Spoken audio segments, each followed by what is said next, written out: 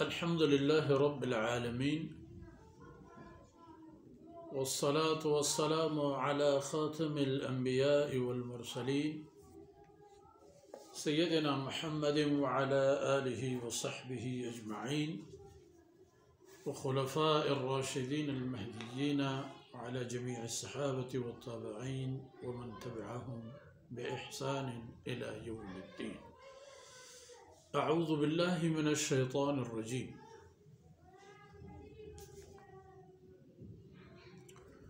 فذرهم يخوضوا ويلعبوا حتى يلاقوا يومهم الذي يوعدون يوم يخرجون من الأجداث سراعا كأنهم إلى نصب يوفضون خاشعة أبصارهم ترهقهم ذلة ذلك اليوم الذي كانوا يوعدون.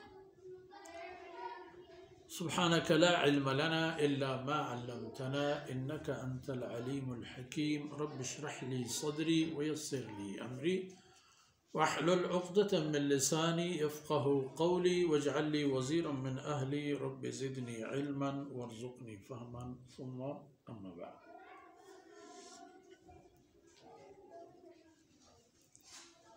گرامی قدر بھائیوں، بہنوں اور پیارے بچوں،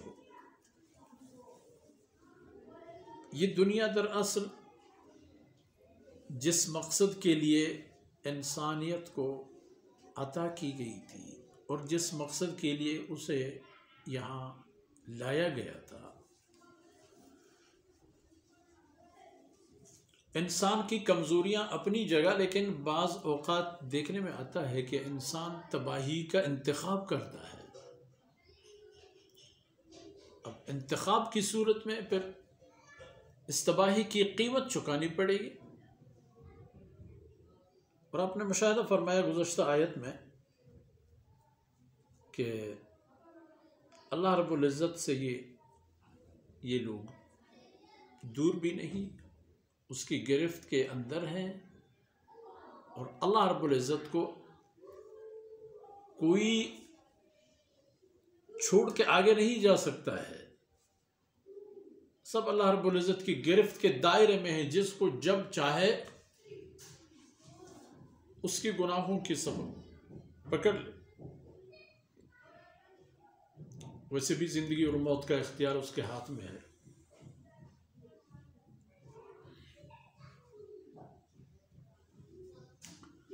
اب فرما رہے ہیں فَذَرْهُمْ يَخُوضُوا وَيَلْعَبُوا. سورت کے آخری آیتیں ہیں، اور ایک بار پھر انکار کرنے والوں کو قیامت کی ہولناکیاں بتائی اور دکھائی جاتی ہیں، کیونکہ انسان فراموش بھی کر جاتا ہے، بھول جاتا ہے اپنے آپ کو بھی اور مقصد حیات کو بھی. اس لیے ہر جگہ اس کی تذکرے اور یاد دہانی کی باتیں ہیں تاکہ بھول نہ جائے. اور جیسے میں نے عرض کیا کہ عمل کا انتخاب انسان اپنے ارادے سے کرتا ہے.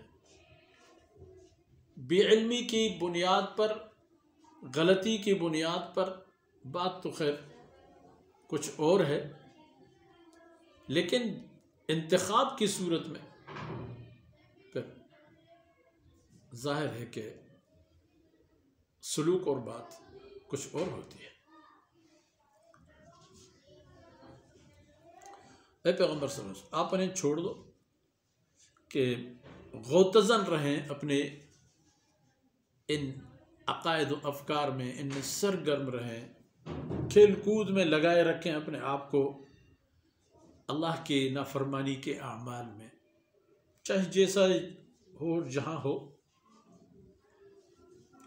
ان کا یہ سلسلہ دیر نہیں چلتا، آپ ان کو اسی طرح رہنے دیں. حتی یلاقوا یومہم الذی یوعدون، تاکہ وہ اس دن کو پا جائیں جس کی انہیں وعدہ دے دی گئی ہے، تاکہ وہ دن آ جائے اور وہ اپنی آنکھوں سے اس دن کو اور اس کی آمد کو اور ان مناظر کو جو قیامت کی صورت میں ہوتی ہیں ان کو مشاہدہ کر لیں۔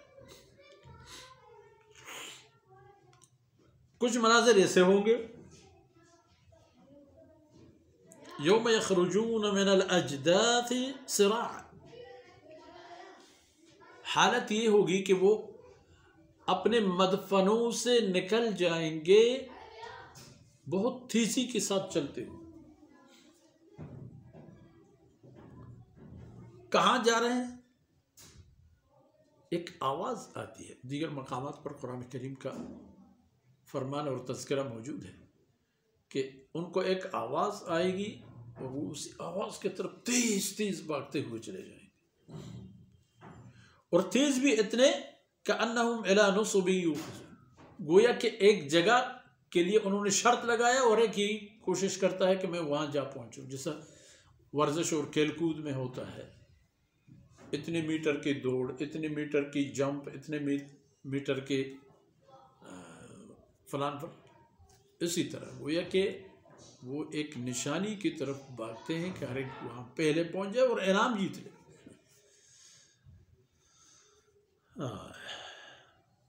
لیکن اپنی حالت ان کی کیا ہوگی؟ خاشعۃ ابصارہم، ان کی آنکھیں شرمندہ اور نیچے ہوں گی۔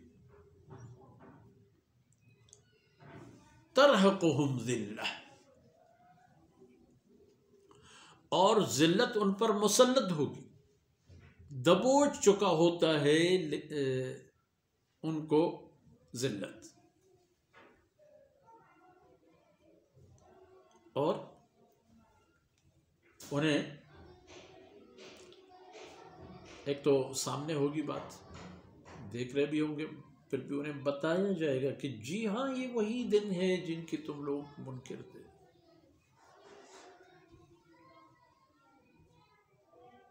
ذَلِكَ الْيَوْمُ الَّذِي كَانُوا يُوعَدُونَ، یہ تو وہی دن ہے کہ جس کے آمد کا ان لوگوں کو وعدہ دیا گیا تھا کہ بھئی یہ دن آئے گا، ایسا ہوگا، یہاں تم پریشان ہو کہ روزی روٹی میں قلت ہے، بچہ بیمار ہے، بے روزگار ہوں، فلان ہوں فلان، پر ان کا کیا کرو گے جب قیامت کے لیے جب اٹھو گے ساتھ کچھ بھی نہیں ہوگا، اور اگر کچھ ساتھ ہوگا تو پتہ نہیں وہ کام آئیں گے بھی یا نہیں، مصیبت بن کے گلے پڑ جائیں گے۔ جناب رسول اللہ صلی اللہ علیہ وسلم نے ایک دن صحابہ کرام کے مجمع میں فرمایا کہ میرے عزیز بھائیوں، اسلام کے حوالے سے اور میرے دوستوں، میرے یاروں، ایک بات بتا دیتا ہوں آج آپ میں سے ہر ایک کو میرے لائق کوئی بھی کام، خدمت ہو، کام ہو، میرے مال سے کوئی بھی ضرورت ہو، لے جائے، مجھے بتا دے، میں کام آؤں گا دنیا میں، لیکن آخرت میں کسی کے کام نہیں آ سکوں گا۔ پھر آپ صلی اللہ علیہ وسلم نے تفصیل فرما دی کہ کسی کے کندھے پہ ایک گائے، کسی کے اونٹ، کسی کے کھجور کی درختیں، کسی کے کندھے پہ زمین، کسی کے کندھے پہ سونوں کے پتہ نہیں کتنے کتنے ٹن، من اور کلو وغیرہ، اسی طرح، اور پکارتے رہیں گے یا محمد یہ میرے سر گردن سے اتار دو، یہ میرے سر سے اتار دو۔ تو میں اس دن بتا دوں گا آپ لوگوں کو کہ دنیا میں میں نے نہیں بتایا تھا کہ یہ کام مت کیا کرو، یہ چیزیں مت لو، حرام مت کھاؤ، ناجائز مت کرو، میں نے تو دنیا میں آپ لوگوں کو بتا دیا تھا۔ یعنی میں آخرت میں کسی کے کام نہیں آ سکوں گا، اس لیے آخرت کی ذمہ دار ہر ایک اپنا خود ہے، دنیاوی اعتبار میں ہم ایک دوسرے کے کام آ سکیں گے۔ جی ہاں، ذَلِكَ الْيَوْمُ الَّذِي كَانُوا يُوعَدُونَ، یہی ہے وہ دن جس کا ان لوگوں کو وعدہ دیا گیا تھا۔ اب کیا ہوگا؟ اب کوئی تبدیلی نہیں ہوگی، جو کچھ دنیا میں کیا تھا وہی ہوں گے، اب دوبارہ وہ چینج نہیں ہوں گے۔ ہر ایک اکیلے آئے گا، اکیلا اپنا کیس لڑے گا، کوئی اس کے دفاع کے لیے نہیں آئے گا۔ اگر نیک اور نیکیوں کا ایک خزانہ لے کر آتا ہوگا تو اللہ کی رضا کی برکت سے یہی نیکیاں اس کے سربلندی کے سبب بن جائیں گے۔ برے اعمال کا ایک بہت طوفان لے کے آیا ہے، چاہے جو بھی کرے یہ برے اعمال اس کو نہیں چھوڑیں گے، یہ اپنے ساتھ اسے جہنم لے جائیں گے۔ اس لیے توجہ ہو اور ہمیں اندازہ ہو کہ اللہ کے یہ فرمودات ایک ایک آیت ایک ایک حرف ہم سب کے لیے ہے۔ کیا ہم اللہ کے ان احکامات پر عمل کرتے ہیں؟ اللہ نے حق و باطل، جائز و ناجائز اور جو حلال و حرام کی شرائط رکھے ہیں، کیا ہم نے ان کا خیال رکھا ہے؟ رکھنے کی کوشش کرنی چاہیے۔ ان باتوں کے ساتھ ہی آج کی نشست اختتام پذیر ہوتی ہے۔ اللہ رب العزت کوتاہیوں سے درگزر فرمائے اور یہ لمحات ہماری دنیا اور آخرت کی خیر کے سبب بن جائے۔ وصلی اللہ علی نبینا محمد وعلی آلہ وصحبہ اجمعین۔